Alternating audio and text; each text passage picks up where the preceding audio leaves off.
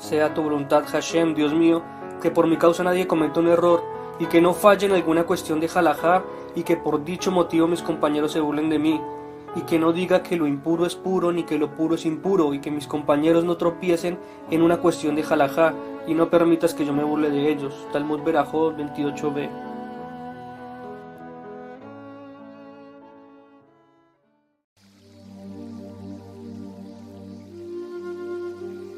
Shalom Shalom, estamos desde la Yeshiva Tefilá Emet, quien les habla Liad Goem Shahar, también de la Yeshiva. Vamos a continuar con un estudio más del Rabbi Hayi Halevi Doni. Lo pueden encontrar en su libro El Ser Judío, que es una guía para la observancia del judaísmo en la vida contemporánea. Es un libro que fue publicado por la Organización Sionista Mundial del Departamento de Educación y Cultura Religiosa para la Diáspora en Jerusalén en el año 5739 de la creación o en el año secular 1978. Les recuerdo que esta es una selección y recopilación del Shulchan Aruch y de la literatura de responsa para proporcionar una exposición razonada de las leyes y tradiciones judías. En esta ocasión vamos a hablar sobre el matrimonio. Dice Rabino en su estudio que ningún hombre sin esposa, ni tampoco ninguna mujer sin esposo, ni ninguno de los dos sin Dios. Lo dice Bereshit Rabá 8.9. Esta relación se refleja en la ceremonia matrimonial judía. Por la ley y por la tradición, esta ceremonia instituye una nueva familia. Aunque los preparativos para la ceremonia del matrimonio implican a menudo cierta ansiedad, en realidad es mucho más simple preparar una ceremonia de matrimonio que prepararse para una vida matrimonial. Cuanto más fácil es reconocer el comienzo de una madurez física y de la independencia económica que conocer cuando una persona alcanzó la madurez emocional y la preparación psicológica. La preparación adecuada para una vida matrimonial deberá comenzar con una profunda consideración de la naturaleza de la vida familiar y de la naturaleza de la relación entre marido y mujer.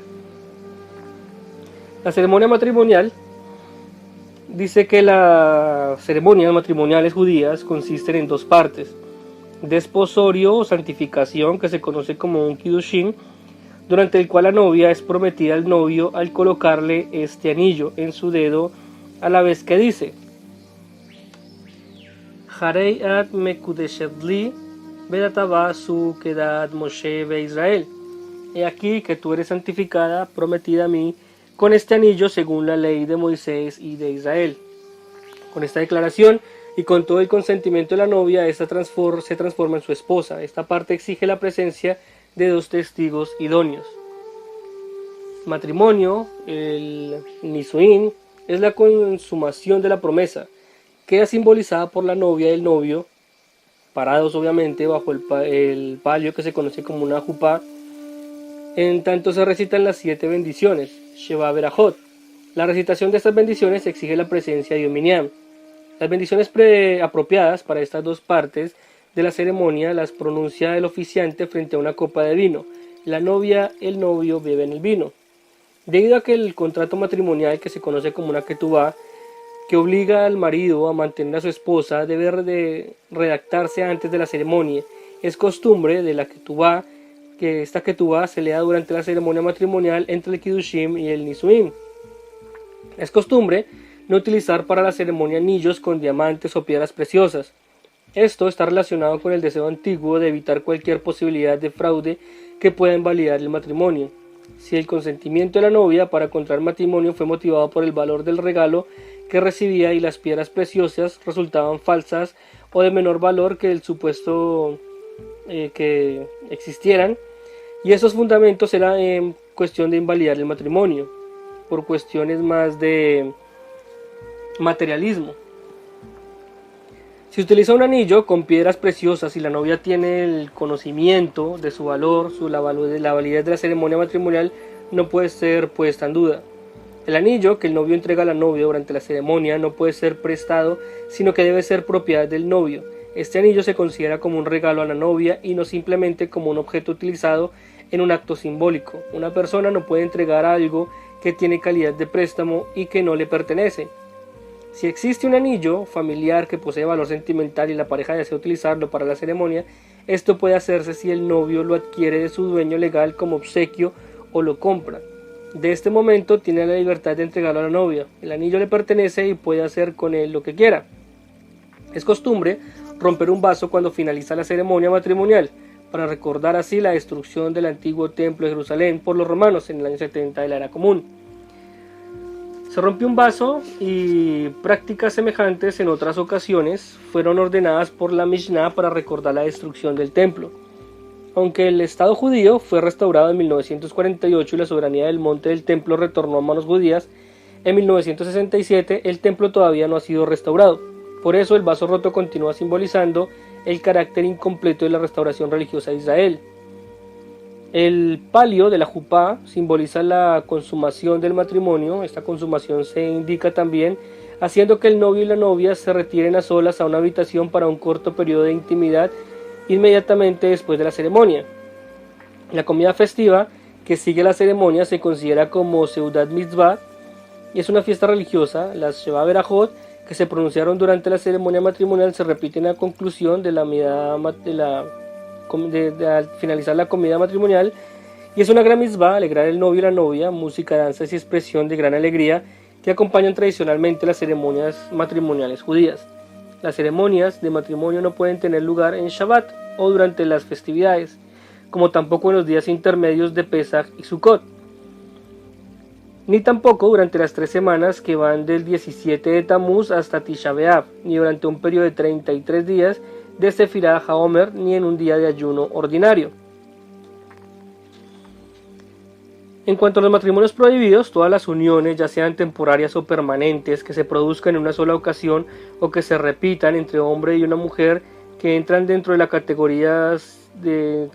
siguientes categorías, se consideran como incestuosas y están severamente prohibidas. Relaciones de consanguinidad entre madre, hermana, hija, nieta, tía, la hermana de la madre o del padre.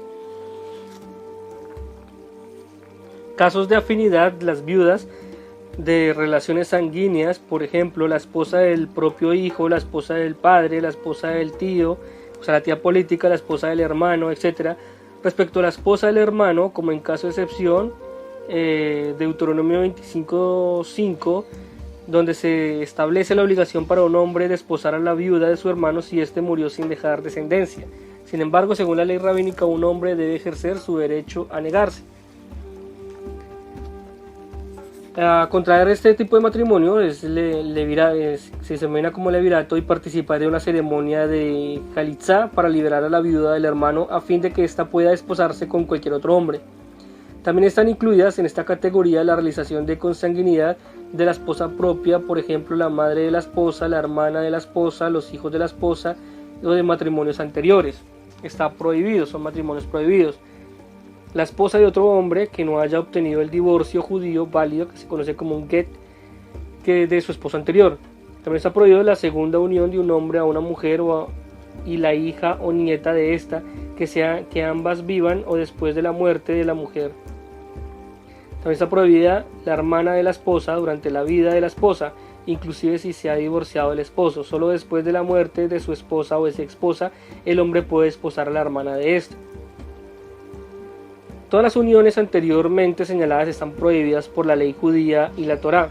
En ninguna circunstancia pueden estas uniones considerarse matrimonio, incluso si este fue contraído y probado por la ley civil o por un director espiritual judío. Estas relaciones no tienen ninguna fuerza legal según la ley religiosa judía, y para su disolución no se requiere ningún get. Los niños nacidos de estas uniones son bastardos, que se conocen como maserim. No os mancilléis con ninguna de estas cosas, porque todas estas son abominaciones que han cometido los hombres de esta tierra, que la habitaron antes de vosotros. Cualquiera que cometiera una de estas abominaciones será borrado del medio de su pueblo. Lo dice el libro de Levítico 18, 24, 27 y 29. Guardad pues mis ordenanzas, no practicando ninguna de estas prácticas abominables que se practicaban antes de vosotros, y no os manchéis con ellas, solo el Señor vuestro Dios. Dice Levítico 18:30. Un niño nacido fuera del matrimonio, a pesar de contradecir y chocar a la moralidad judía, no es clasificado como ilegítimo según la ley. Este niño no lleva ningún estigma especial. El término hebreo para bastardo, mamzer, según es utilizado en la Torá, se refiere solamente a la descendencia producto de las relaciones prohibidas arriba señaladas. El matrimonio de un judío con un no judío no tiene validez según la ley religiosa judía y no es considerado válido desde el punto de vista religioso, inclusive si fue celebrado o bendecido por 100 rabinos. La base para una relación santificada de acuerdo a la ley de Moisés e Israel es la creación de una atmósfera en la cual puedan cumplirse los preceptos del Señor y donde los niños puedan criarse en un ambiente de fe religiosa. El judaísmo no concibe el lazo matrimonial como un esquema legal que otorga aprobación a la gratificación de los deseos físicos y emocionales de una pareja. En un matrimonio mixto, en el que uno de los cónyuges pertenece a otra fe, está ausente en el fundamento mismo del matrimonio judío y de su propósito. Sin embargo, los niños de tales matrimonios no se consideran como hijos ilegales. Su estatus como judíos depende de si la madre es judía o no. Según la Torá, en Levítico 21:6-7, está prohibido que un Cohen contraiga matrimonio con una mujer que pertenezca a una de las siguientes categorías: 1. Una divorciada. 2. Una mujer liberada por medio de Jalitzá. 3. Una prosélita. 4. Una mujer conocida por su promiscuidad o que estuvo involucrada en relaciones sexuales prohibidas. 5. Una mujer que por sí misma es descendiente de un matrimonio prohibido de un Cohen con una mujer perteneciente a cualquiera de las categorías anteriores. El gran sacerdote, el Cohen Gadol, le estaba también prohibido desposar a una viuda, según el libro de Levítico 21:14, pero esto no se aplica a un Cohen común. Aunque la Torá prohíbe a un Cohen contraer cualquiera de los matrimonios mencionados anteriormente, y la halajá prohíbe a un rabino oficiar un matrimonio de esta clase, si a pesar de todo el Cohen contrae y consume la relación, el matrimonio con tal es válido. Esto difiere de las relaciones prohibidas, donde no entra en vigor el matrimonio legal y los deseos descendientes son ilegítimos. Un matrimonio semejante descalifica al Cohen para cumplir sus obligaciones y le priva de sus privilegios. Además afecta el estatus de sus hijos. Los hijos varones, halal deshonrado, son también despojados de sus privilegios y derechos de un Cohen, y las hijas, halal deshonradas, no pueden desposar a un Cohen. Ahora, ¿qué pasa con el divorcio? Cuando una persona se divorcia de su primera esposa, inclusive en el altar derrama lágrimas, el Gitín 90b, en la vida judía el divorcio es considerado como un último y trágico recurso, el que debe recurrirse solamente después de haber agotado todas las demás posibilidades para restablecer la armonía matrimonial y para encender nuevamente la llama del amor y del afecto que alguna vez existiera entre la pareja. Pero cuando se pierden todas las esperanzas de curar las heridas, la ley del divorcio se otorgó en nombre de la paz. Y aquellas personas que se divorciaban cuando deben, traen bien para sí y no para mal, según lo decía Eliyahu Kitov. Recomendamos leer o ir al estudio que vimos anteriormente cuando decía la vida familiar, como introducción a los procedimientos efectivos del divorcio que se detallan en este estudio. Un matrimonio consagrado según la ley de Moisés e Israel no puede disolverse salvo de acuerdo con la ley de Moisés y de Israel. El procedimiento basado en los preceptos bíblicos está estrictamente gobernado por la halajá. Los divorcios obtenidos de acuerdo a la ley civil o secular por autoridades civiles no tienen validez para la ley judía. Los divorcios civiles no poseen ningún significado moral o espiritual para romper los lazos consagrados de un matrimonio religioso. Los procedimientos de un divorcio judío deben ser controlados por un Beit Din, un tribunal rabínico compuesto por 3 rabinos competentes en las leyes de matrimonio y divorcio. Además, el Beit Din completan el personal requerido para los otorgamientos de un divorcio judío, que se conoce como un get, un escriba, un sofer y 2 testigos. Los miembros del Beit Din pueden servir de testigos si no hay otras personas disponibles. Aunque el Beit Din no puede autorizar la emisión de un get antes de haber realizado todos los esfuerzos posibles para reconciliar a la pareja, y eso solamente si los fundamentos para el divorcio son suficientemente sólidos, cuando se obtuvo un divorcio civil y se alcanzó un acuerdo aceptado en lo referente a los asuntos financieros y de propiedad del Beit Din, en sí no debe intervenir en las razones del divorcio o en arreglos financieros. Según la ley judía, el deseo expresado por ambas partes de disolver el matrimonio constituye, en última instancia, una razón suficiente. El procedimiento completo puede tomar entre 1 hora, hora y media, a veces 2 horas, La mayoría parte del tiempo se dedica en relación del get por parte del escriba. El documento se redacta y tiene una apariencia similar a la de una columna en un rollo de la Torá. El get se redacta en una forma individual para el marido y para la mujer. Contiene los nombres de los dos cónyuges, la fecha del nombre de la ciudad en que se emite. El documento en sí no menciona ningún fundamento del divorcio ni ninguna acusación por parte del marido o de la esposa. Se formulan al marido de la esposa un cierto número de preguntas de rutina para estar seguros de la libre voluntad y de consentimiento para la acción del divorcio. La ceremonia formal, basada en versículos bíblicos, determina que el esposo otorga el get, o sea el divorcio, a la esposa y la esposa lo recibe. Pero en esencia es esta una cuestión de procedimiento. En la práctica efectiva, una persona no otorga y la otra no recibe sin el respectivo consentimiento y aprobación respectiva de ambas partes. Esto ocurre especialmente en países fuera de Israel, donde las cortes religiosas no tienen poder para obligar al marido a consentir el otorgamiento del get o obligar a la mujer a consentir el recibirlo. Solamente se ejerce una presión moral. La adhesión a los principios de la ley judía en la diáspora en asuntos que tratan la condición personal y familiar, matrimonio y divorcio, es completamente voluntaria. El aspecto voluntario puede parecer deseable, pero tiene una contrapartida en la carencia del poder por parte del tribunal religioso para corregir injusticias flagrantes contra el marido o la mujer.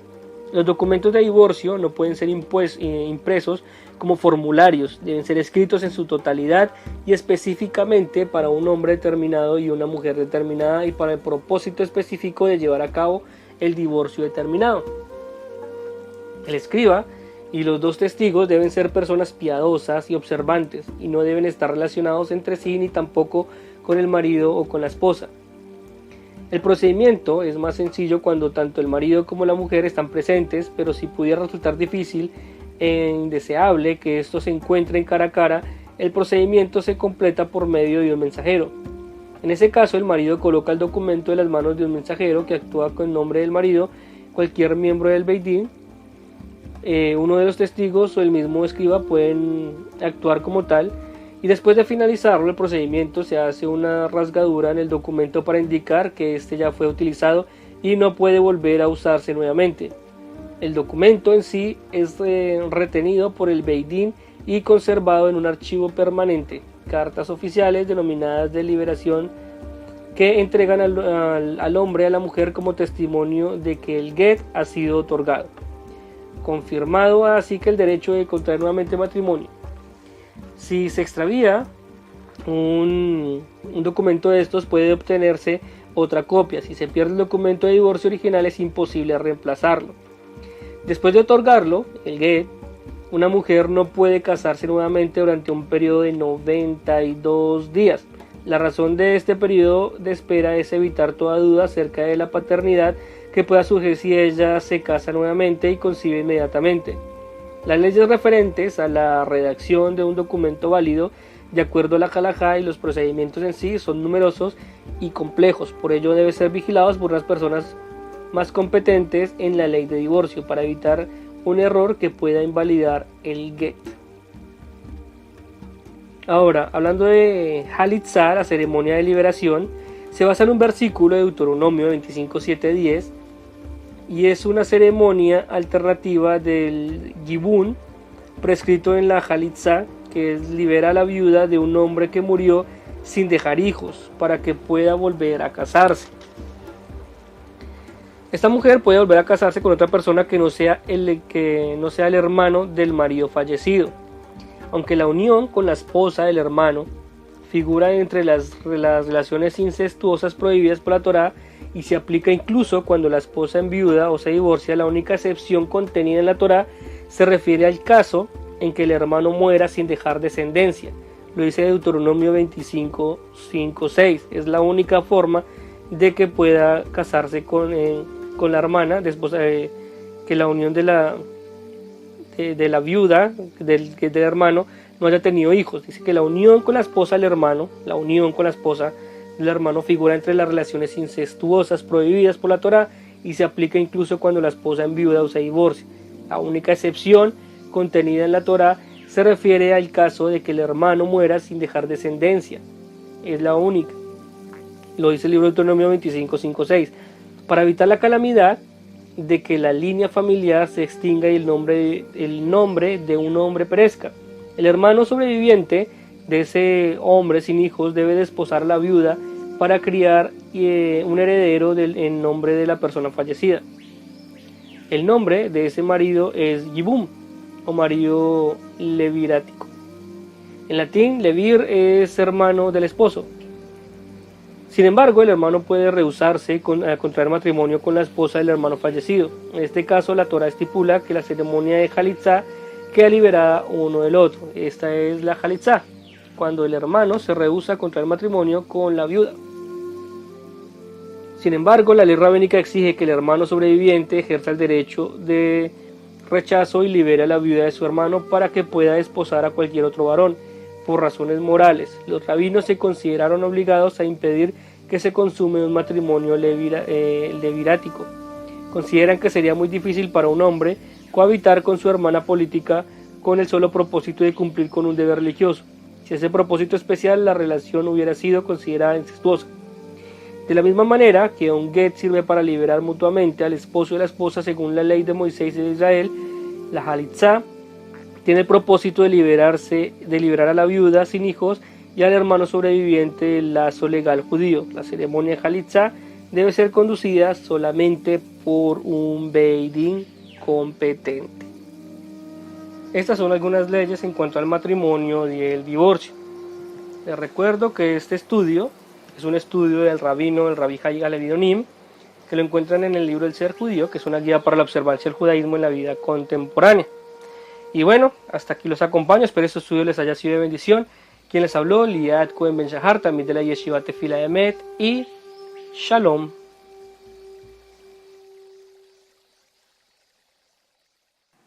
Si estás interesado en aprender hebreo bíblico con nosotros, lo puedes hacer a través de YouTube, en nuestro canal alterno Café Ivrit Ulpan, cortesía de la plataforma virtual de la Yeshiva Tefila Emet en español. Si tienes alguna duda o comentario, nos puedes dejar tu mensaje en la casilla de comentarios del canal y con gusto lo resolveremos.